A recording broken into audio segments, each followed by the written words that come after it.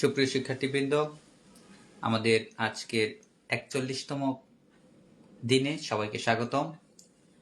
আজকে একটি বিশেষ দিন, কারণ আজকেই আপনাদের রেজাল্ট দিয়েছে।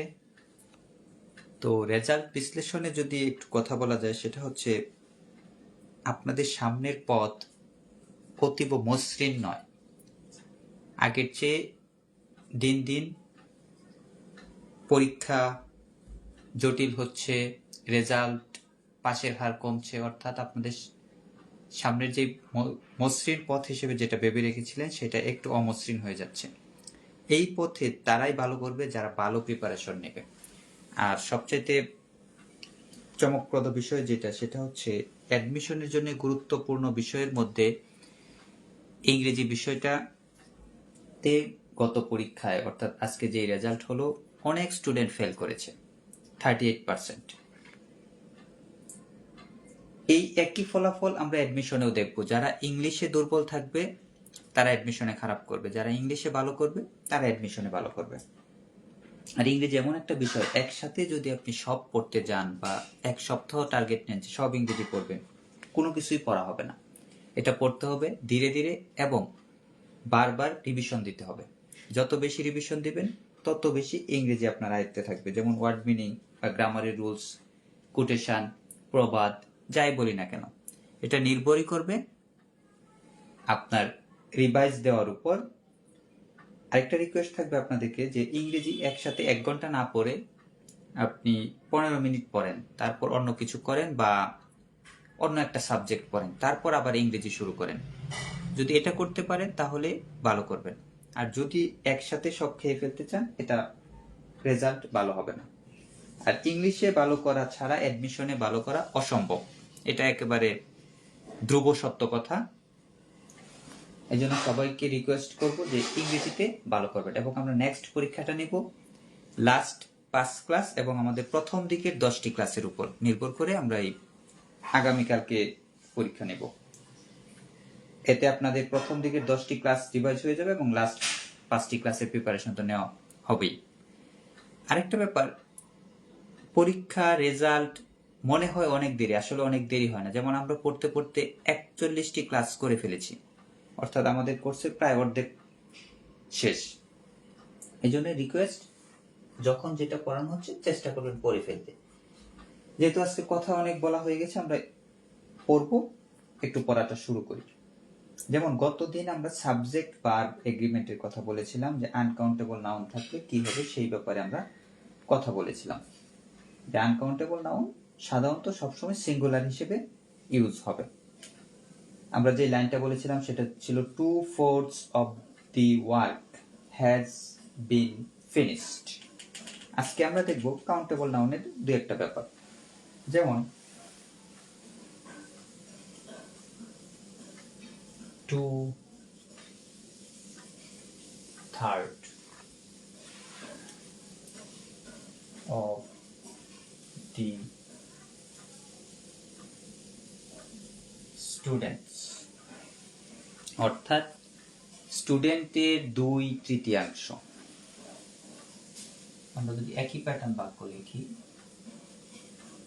ধরে নিচ্ছি প্রেজেন্ট, অপশনে যদি থাকে ওয়াজ, ওয়ার, দুইটা অপশন থাকতে পারে। এটা মেবি 19 সালের একটা অ্যাডমিশনে এসেছিল। এই ক্ষেত্রে আমাদের করণীয় হচ্ছে মনে রাখতে হবে যে ভার্বের নিকটতম সাবজেক্ট অনুযায়ী আমাদের আনসার করতে হবে। অর্থাৎ এটা যদি প্লুরাল হয়, আনসারটাও প্লুরাল হবে। এটা একটা প্যাটার্ন। আরেকটা প্যাটার্ন হচ্ছে, যদি একটু খেয়াল করি আমরা, 2/3 কথাটাই প্লুরাল শোনা যাচ্ছে, এটা একটা প্যাটার্ন। আরেকটা হচ্ছে ভার্বের নিকটতম সাবজেক্ট, অর্থাৎ স্টুডেন্টস এখানে প্লুরাল, এরপরে আমরা ভার্বটা প্লুরাল বসাবো, অর্থাৎ আনসার হচ্ছে এটা। এই ক্ষেত্রে আরেকটা বিষয় লক্ষণীয়, যদি একই বিষয়ের ফ্র্যাকশন থাকে, একই বিষয়ের ফ্র্যাকশনটা কেমন, যে কোন একটা বই, আচ্ছা আমরা লাইনটা লিখি, 1/3, এখানে একটা এস হবে যেহেতু 2/3, 1/3 of the book। এখানে বোঝা যাচ্ছে একটা বইয়ের 1/3। ধরে নিচ্ছি বন্যার পানিতে একটা বই পড়ে গিয়েছিল এবং 1/3 স্পয়েল হয়ে গেছে, মানে নষ্ট হয়ে গিয়েছিল। ব্যাপারটা যদি এই ক্ষেত্রে ঘটে যে বই একটাই, এটার 1/3, কোন একটা ফ্রুটস হতে পারে, যে কোনো একটা ফলের 1/3 আমরা খেয়েছি, এই প্যাটার্ন যদি থাকে, অর্থাৎ একক থাকে এখানে এবং এইখানে যদি সিঙ্গুলার থাকে, সেই ক্ষেত্রে আমরা এখানে সিঙ্গুলার ব্যবহার করবো। এখানে যদি ইজ আর যাই থাকুক, এই ক্ষেত্রে আনসার হবে ইজ, কারণ একক বোঝাচ্ছে, একটা বই বোঝাচ্ছে। এই ক্ষেত্রেও আরেকটা বিষয় খেয়াল করা যায় যে বুক এখানে সিঙ্গুলার, এই জন্য ভার্বটাও সিঙ্গুলার, আর উপরের বাক্যে স্টুডেন্টস প্লুরাল, অক্সিলিয়ারি ভার্বটাও আমরা প্লুরাল বসেছি, অন্য ভার্ব হলেও প্লুরালই বসবে। এটা হচ্ছে আমাদের একটা প্যাটার্ন, এবং এটা খুবই গুরুত্বপূর্ণ পরীক্ষার জন্য। কয়েকটা বিষয় এখানে খেয়াল করতে হবে, যে আমাদের যে শুধু ভার্বের ব্যবহার আসবে তা না, কি কি আসতে পারে আমরা এখান থেকে দেখি। প্রথম আসতে পারে এই যে দেখ, 1/3 এর ক্ষেত্রে আমরা এখানে এস ইউজ করি নাই, 2/3 এর ক্ষেত্রে এস ইউজ করেছি, অর্থাৎ প্লুরাল করেছি। এইটা আছে কি নাই, যে কোন বাক্যটি সঠিক, এটা একটা বিষয় আসতে পারে। যেমন যদি এইভাবে আসে 2/3 অফ দি স্টুডেন্ট, এখানে ধরে নিই সম্পূর্ণ ওয়ার প্রেজেন্ট।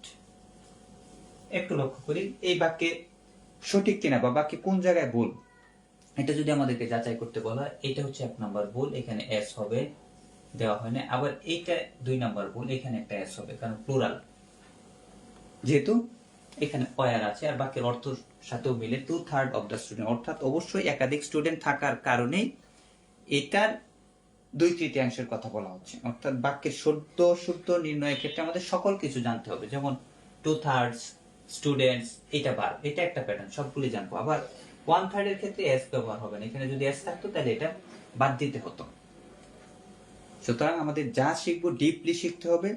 গত বিসিএস পরীক্ষার আলোকে বলা যায়, এখন যে প্রশ্নগুলি হচ্ছে মুখস্থ বিদ্যায় কাজ হচ্ছে না, এখন যে প্রশ্নগুলি হচ্ছে যাদের বেসিক ভালো এবং প্র্যাকটিস চমৎকার, দুটা কথা বললাম, একটা হচ্ছে বেসিক ভালো, প্র্যাকটিস চমৎকার, তারা পরীক্ষা ভালো করতেছে। আরেকটা খুব ইজি নিয়ম, কিন্তু তারপরেও যেহেতু পরীক্ষায় আসে অনেকে আমরা ভুল করি, এটা একটু দেখব। যেমন ছোটবেলা থেকে আমরা একটা লাইন পড়ি, দেয়ার দেশ এ কিং, এরকম একটা লাইন আমরা পড়ি যে কোনো গল্পের শুরুতে। এটা আমাদের মুখস্থ বিদ্যা, যদি আমরা দেই ওয়াজ, বিয়ে থাকে ওয়ার, এখানে হতে পারে ইন এ কান্ট্রি, অর্থাৎ এক দেশে একটা রাজা ছিল, ওটা যাই থাকুক। এই ক্ষেত্রে দেখেন দেয়ারের পরে ভার্ব সিঙ্গুলার হতে পারে, প্লুরালও হতে পারে। আমরা আরেকটা বাক্য দেখব,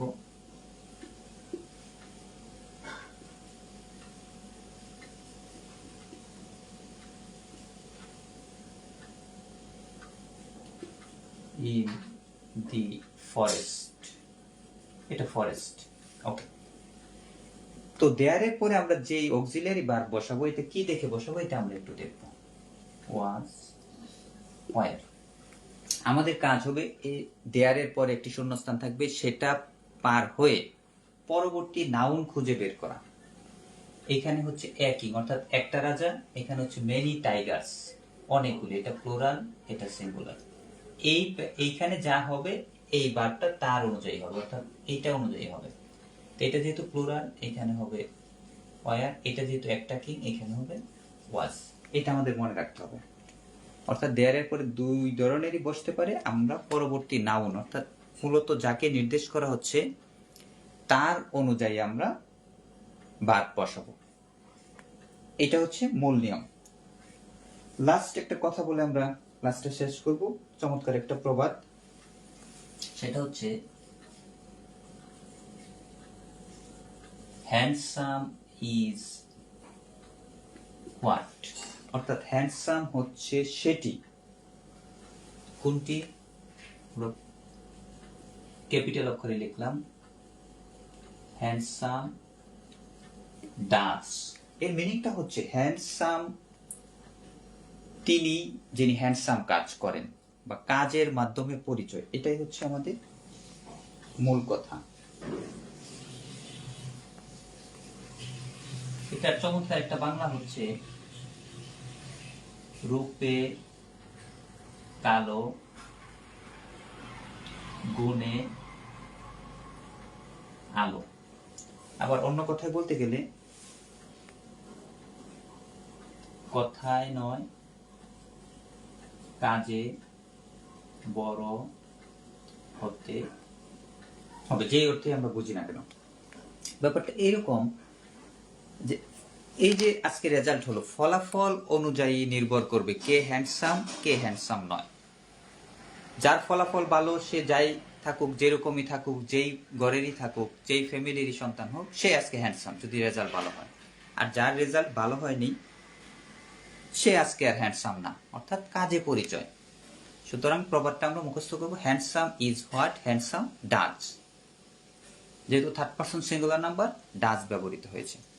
তো আমরা ক্লাসটা একটু রিভাইজ করার চেষ্টা করি লাস্ট 2 মিনিটে। এই যে একটা ব্যাপার, 10 মিনিটের ক্লাসেও কিন্তু আমরা লাস্টে 2 মিনিট রিভিশনের জন্য রাখি যাতে মনে থাকে।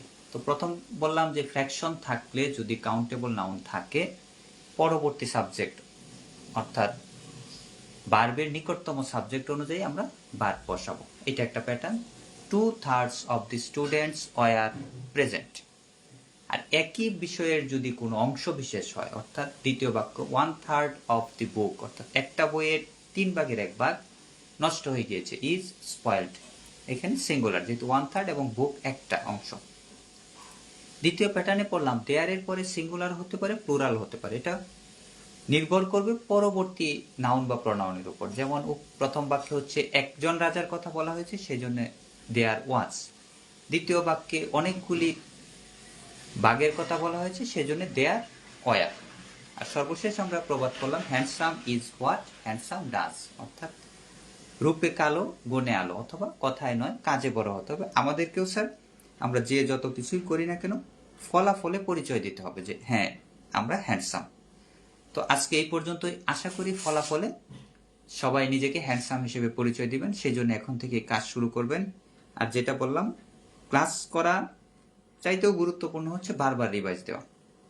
ওকে, সবাইকে ধন্যবাদ। খোদা হাফেজ।